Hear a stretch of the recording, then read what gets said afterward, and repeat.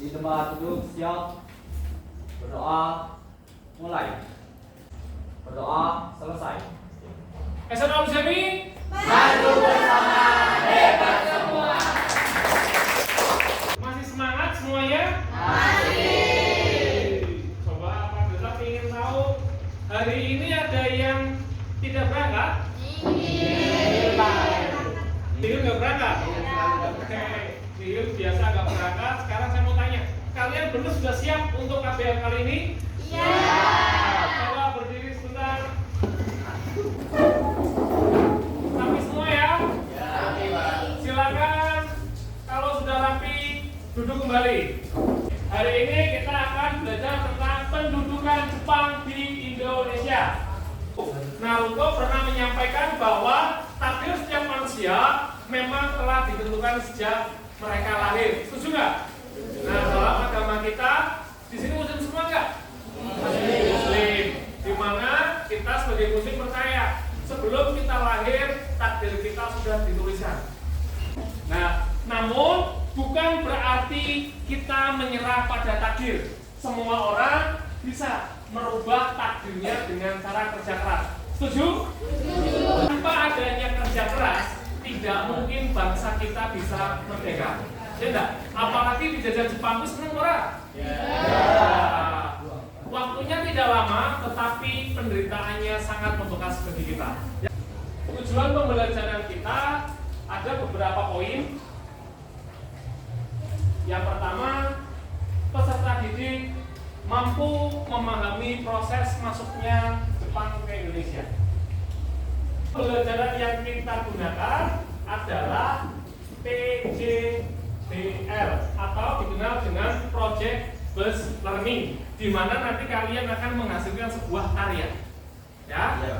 Nah, sedangkan tujuan pembelajaran yang kedua, peserta didik mampu mengidentifikasi kehidupan bangsa Indonesia ketika dijajah Jepang dari kondisi sosial, ekonomi, politik, budaya, pendidikan, dan militer. Kita mau tanya, ada yang kenal orang yang di Jepang tidak?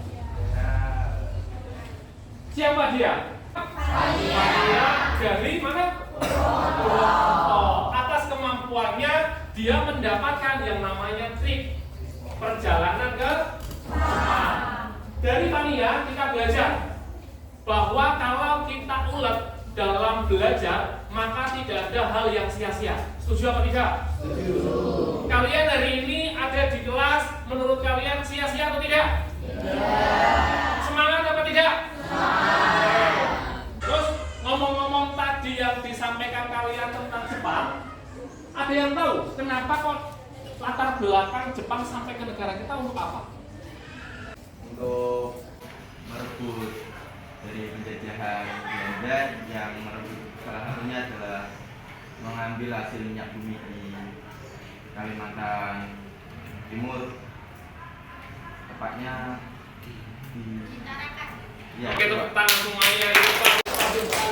Latar belakangnya adalah Jepang ingin menguasai negara kita karena salah satunya adalah kalahnya wilayah blok barat, nah dimenangkan oleh Jepang. Nah, nanti mereka akan menjadikan negara kita sebagai penyedia bahan mentah. Terus yang kedua, di mana pertama kali Jepang datang ke Indonesia?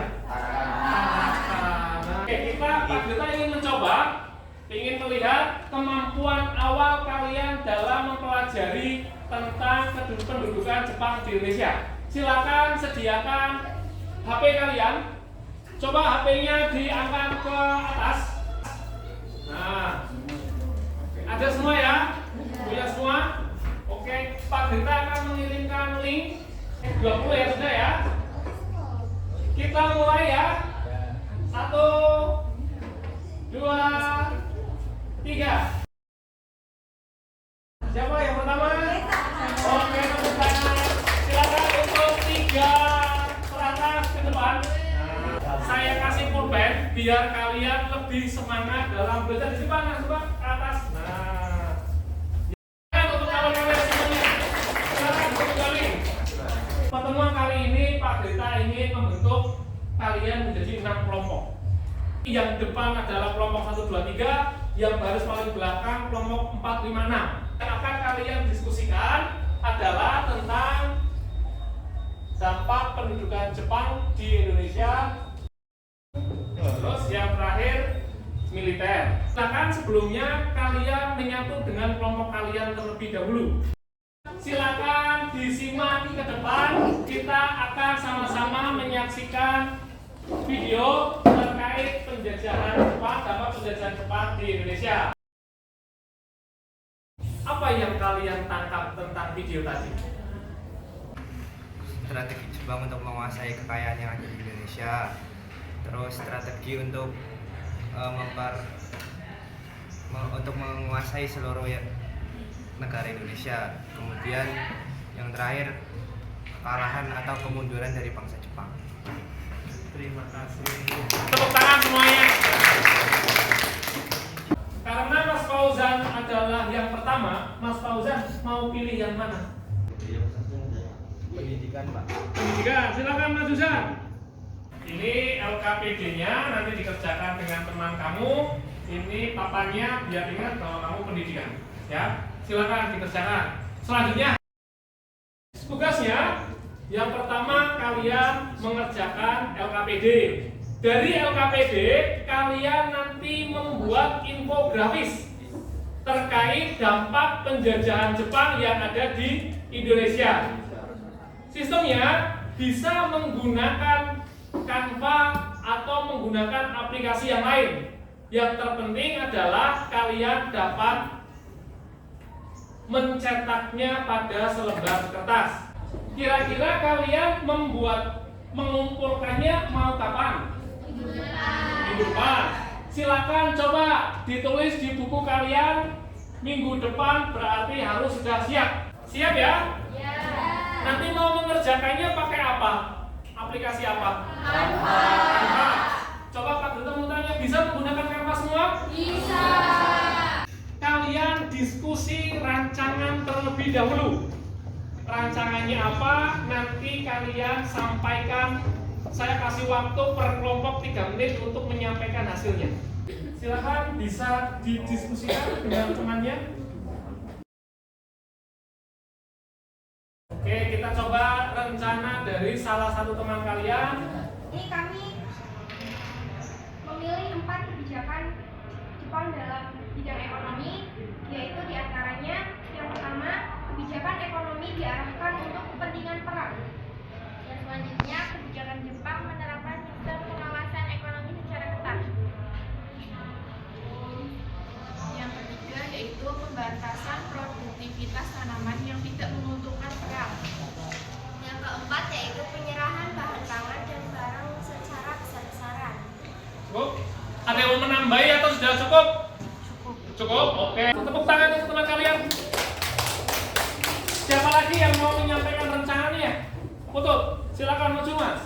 Jadi kali ini kita memilih 3 kebijakan Jepang di bidang politik. Nomor 1, membuat sebuah gambaran bahwa Jepang merupakan saudara melalui program gerakan 3A. Yang kedua, penduduk Indonesia dapat menduduki jabatan di pemerintahan dijalankan politik dumping. Yang ketiga, penduduk Indonesia dapat menduduki jabatan di pemerintahan. Itu saja yang kebijakan yang dapat kami ambil. Ada yang mau bertanya? Ada yang mau bertanya atau menambahkan? Kalau cukup, sekian dari kami. Tepuk tangan. Selanjutnya siapa lagi yang mau maju? Kami akan membacakan rancangan belajar kami mengenai dampak kependudukan Jepang pada bidang pendidikan Indonesia. Sistemnya adalah 1. Sistem belajar 12 tahun. 2. Pelatihan bagi guru Jepang. 3. Menyanyikan lagu kebangsaan Jepang Kimiyaku setiap pagi. Yang keempat, mengibarkan bendera Jepang. 5. Melakukan latihan fisik militer. 6. Ditutupnya sekolah-sekolah berbahasa Belanda. Baik, segitu saja yang dapat kami sampaikan. Kurang lebihnya kami mohon maaf. Pak Duta tadi tertarik dengan yang namanya kebijakan sekolah 12 tahun? Nah, diceritakan sedikit kepada kawan-kawan kalian. Pendidikan dasar atau Komuniti Gapo atau sekolah rakyat dimasuki selama 6 tahun, termasuk SR adalah sekolah pertama yang merupakan konversi nama dari sekolah dasar 3 atau 5 tahun bagi pribumi di masa Hindia Belanda. Pendidikan lanjutan terdapat 2 pendidikan, yaitu 1 Sotoju Gapo atau sekolah menengah pertama, kemudian dengan lama studi 3 tahun, dan kemudian yang kedua ada Kotoju Gapo atau sekolah menengah tinggi, juga dengan lama studi selama 3 tahun. Tahun kebijakan ini dimulai pada tahun 1942. Dampak yang ditimbulkan dari kebijakan ini yang pertama adalah dampak positif, yaitu terhapusnya diskriminasi sosial terhadap para pelajar pribumi yang sebelumnya diterapkan oleh Belanda. Kemudian dampak negatifnya, turunnya jumlah murid dan sekolah serta guru disebabkan tidak semua sekolah dibuka yang menjadikan angka buta huruf meningkat, serta adanya pengaturan baru terkait bahasa yang digunakan sehingga guru harus dilatih kembali dengan pelatihan bahasa Jepang. Cukup? Ya? Oke. Tepuk tangan untuk Hawari.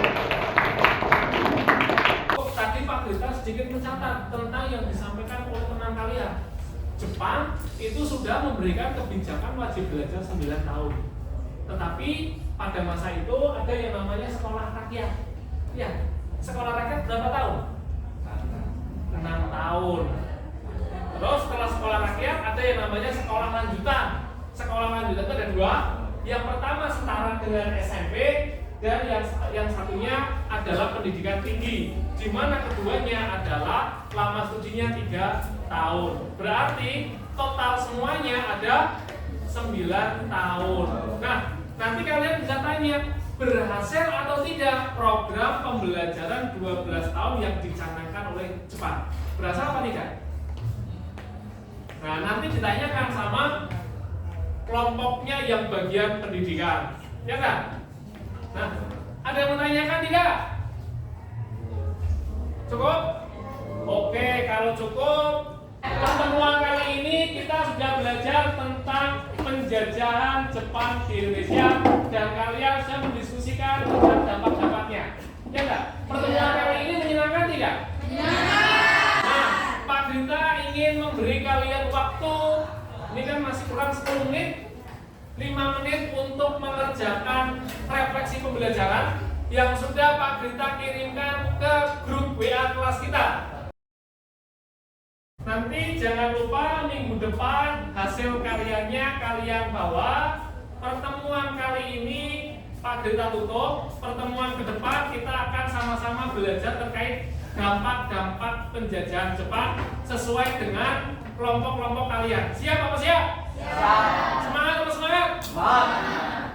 SMA Ulujami, maju bersama, hebat semua. Tepuk tangan semuanya.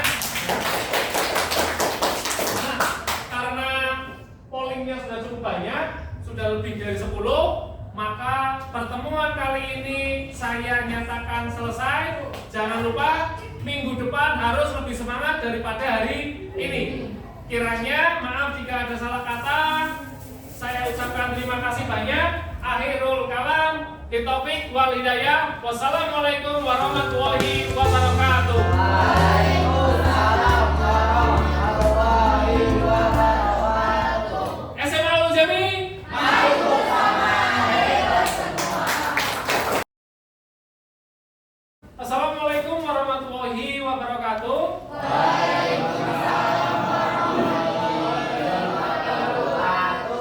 Sudah siap untuk belajar sejarah hari ini? Siap. Kalau sudah, saya menginginkan salah satu di antara kalian untuk memimpin berdoa.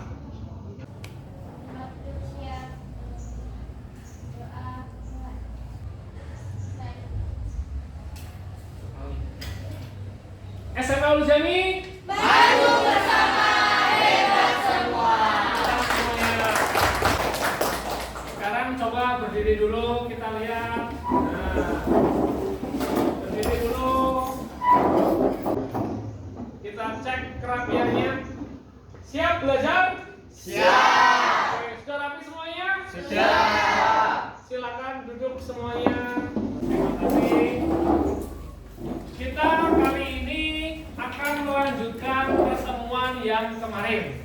Kemarin kita belajar apa? Ya, kita belajar tentang pendudukan Jepang di Indonesia. Sudah membagi kelompok kemarin? Sudah. Oke, kalau sudah, sekarang kalian simak dulu. Adakah yang kenal dengan tokoh yang di depan? Siapa? Siapa sih B.J. Habibie?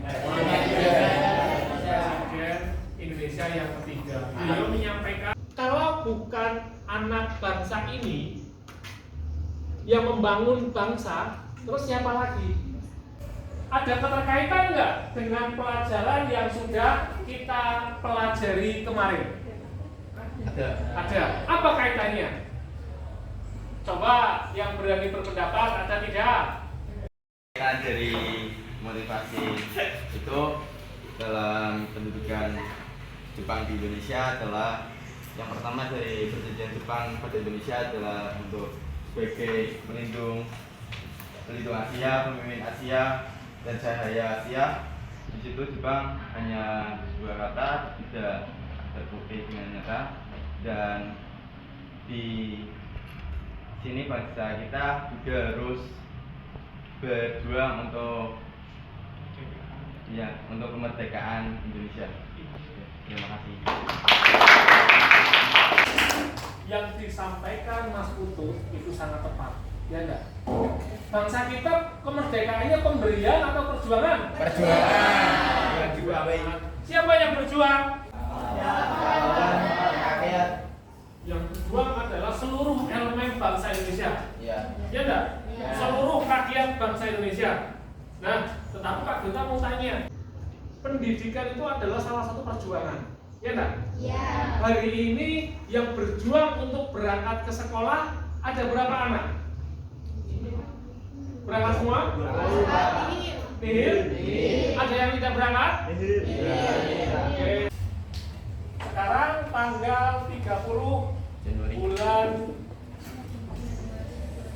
Januari tahun 2024. Tujuannya didik mampu mengidentifikasi kehidupan bangsa Indonesia dari berbagai bidang. Ada bidang sosial, ekonomi, politik, budaya, pendidikan, dan militer. Nah, di mana kalian kemarin sudah diplot-plot menjadi kelompok-kelompok, ya enggak? Nah, kan model pembelajaran kita menggunakan PJBL atau dikenal dengan Project Based Learning. Nah, terkait dengan Project Based Learning-nya, coba Pak Duta ingin lihat hasil proyek kalian sudah selesai belum? Coba diangkat proyeknya biar Pak Duta lihat semuanya. Sudah semua? Sudah. Nah, satu. Ini kondisi apa? Sosial ini? Ini? Ini sama ini? Ekonomi belakang? Pendidikan. Sampingnya? Budaya. Nah, kita melihat ada yang semangat sampai mengerjakannya pun 2 poster. Nah, tepuk tangan untuk semuanya.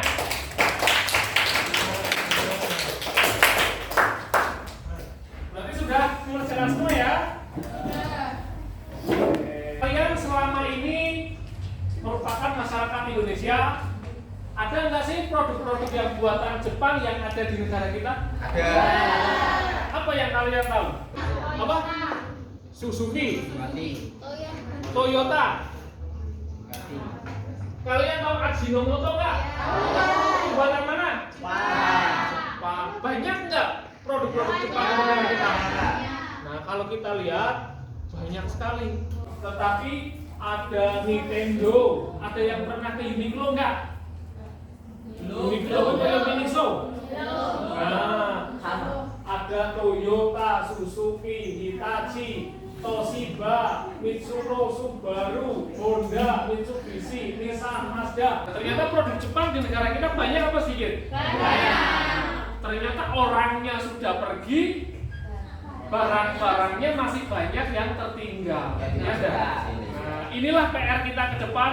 Kita harus dapat menjadi negara yang berdikari, berdiri di atas kaki sendiri. Kalian, ngomong-ngomong, kalian bangga pakai produk Jepang atau produk Indonesia? Indonesia. Tapi terkait dengan produk-produk kita kan sudah ada nggak dampak positif dari penjajahan Jepang? Apa dampaknya? Koperasi, apalagi militer lebih kuat. Kalau negatifnya ada nggak? Apa coba? Romusa, pemerintahan semena-mena. Berarti di samping ada sisi positif dari penjajahan Jepang, juga Jepang meninggalkan sisi negatif. Walaupun terkesan sebentar, 3,5 tahun, tetapi traumanya mendalam. Iya nggak?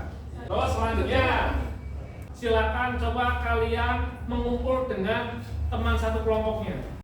LKPD-nya kalian anggap ke atas semuanya. LKPD-nya ada yang belum diisi LKPD-nya?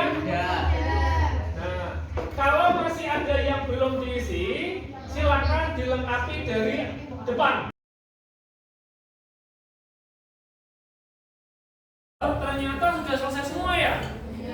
Sudah siap semua? Yang siap maju angkat tangan. Saya dulu. Oke, siap.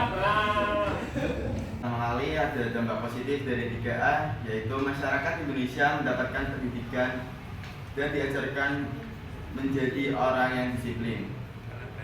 Dampak negatif dari kebijakan 3A adalah organisasi ini tidak bisa dipergunakan sebagai alat perjuangan kemerdekaan karena terlalu menonjolkan budaya Jepang.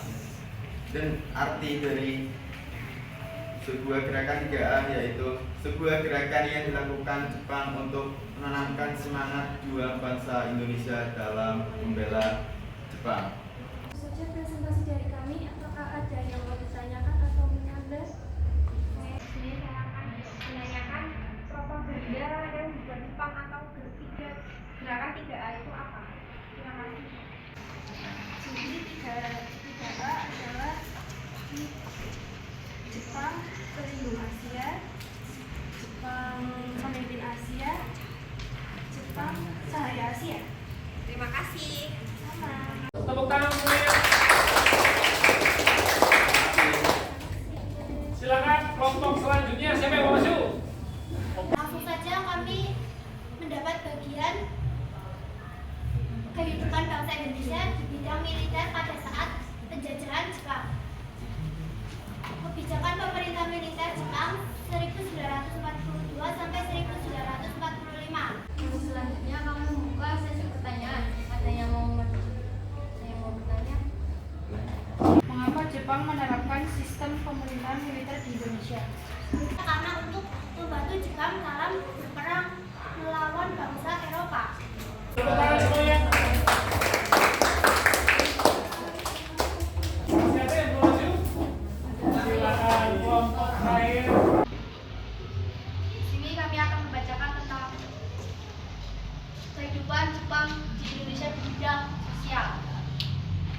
Kebijakan Jepang yang pertama yaitu Jepang menerapkan kebijakan Romusa, yaitu kerja paksa bagi rakyat Indonesia untuk membangun proyek-proyek militer dan infrastruktur sehingga banyak korban kelaparan dan terkena penyakit. Dalam sejarah tersebut pada tahun 1942 sampai 1945. Untuk yang kebijakan kedua yaitu pelaksanaan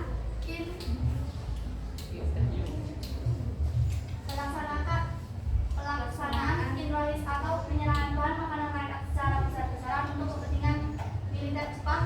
Untuk kebijakan tersebut pada tahun 1943 sampai 1945. Apakah ada pertanyaan atau ada yang menanggapi? Ya, silakan. Izin bertanya. Tadi kan ada tentang Romusa. Pada awalnya Romusa adalah tenaga sukarelawan yang mendapatkan upah, dan pada akhirnya kejadian tersebut tidak dipenuhi oleh Jepang, dan Romusa berubah menjadi perbudakan yang menuntut banyak korban jiwa akibat perlakuan tidak manusiawi dari Jepang. Dan apakah dampak dari Romusa serta penyakit apa yang diderita oleh rakyat Indonesia? Terima kasih. Menjawab, Romusa mengalami penderitaan yang besar akibat kondisi yang berat, kelaparan, penyakit, dan perlakuan yang tidak manusiawi. Banyak Romusa yang meninggal dunia akibat kelelahan, kelaparan, dan penyakit.